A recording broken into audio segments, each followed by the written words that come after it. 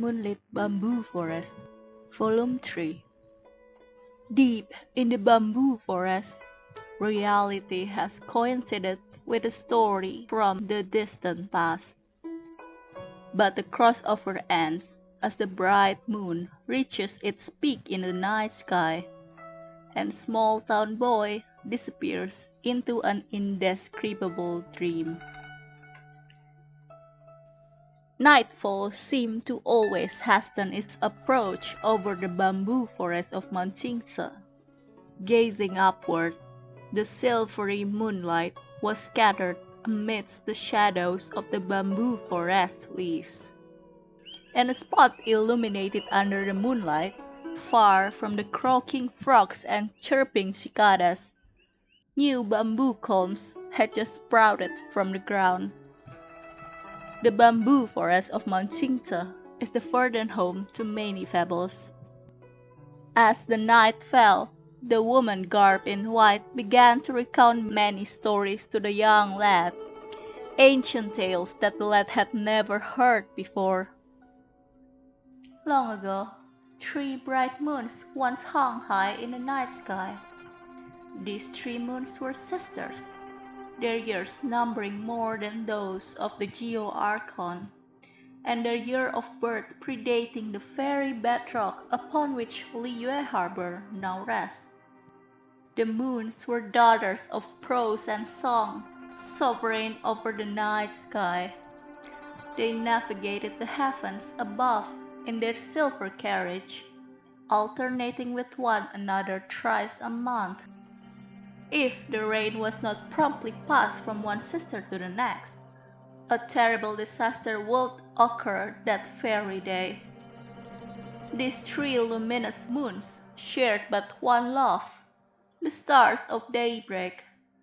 Only at the fleeting moments when day and night converge could one of the 3 sisters pass the fading stars and gaze upon the chambers of the morning stars.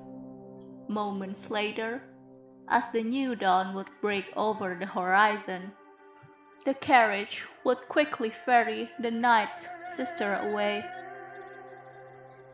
The 3 sisters shared an equal affection for their one and only love, much like the affection they shared for one another. But this was all before the world was smashed against the tides of great calamity. With time, disasters overturned the sovereign carriage and laid ruin to the halls of the stars. The 3 sisters of the night turned against one another, leading to their eternal parting by death. Only one of their pale corpses now remains, ever shedding its cold light. The woman raised her head and gazed at the moon through the sea of bamboo. Her long, slender neck was covered in a silver light, and her eyes shone gold. The wolf-packs are children of the moons, and they remember the calamities and the tragedies that ensued. Hence, they lament the fate of their mother with each new moon. It is also why those who live among the wolves call the morning stars the surviving love of the moon, the grievous stars. I see. The young lad remained silent for some time. This was a story that the village elders had never told them before. Perhaps it was a legend that even the eldest of elders had never heard before. Such stories were much more grand than those about foxes taking brides and monsters ensnaring people, but less riveting than the tales of the Lord of Geo driving away evil spirits. The woman's tales were almost like a dream of the imagination.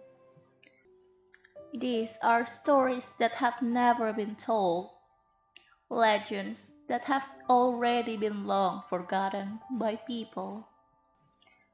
The woman's garb in white gently stroked the lad's hair and lowered her eyelids. The golden color of her eyes grew a bit darker. Before the ancient immortals established the universe, there were gods that wandered across the lands. It was at this time that many of the Adepti came into being. But what about before then? Only broken memories and fragments of the past were turned into stories, and stories turned into legends, passed down among the people. Even deities and adepti would feel sentimental upon hearing such ancient memories that surpass the mortal world. The woman let out a long sigh and turned to find the young lad fast asleep.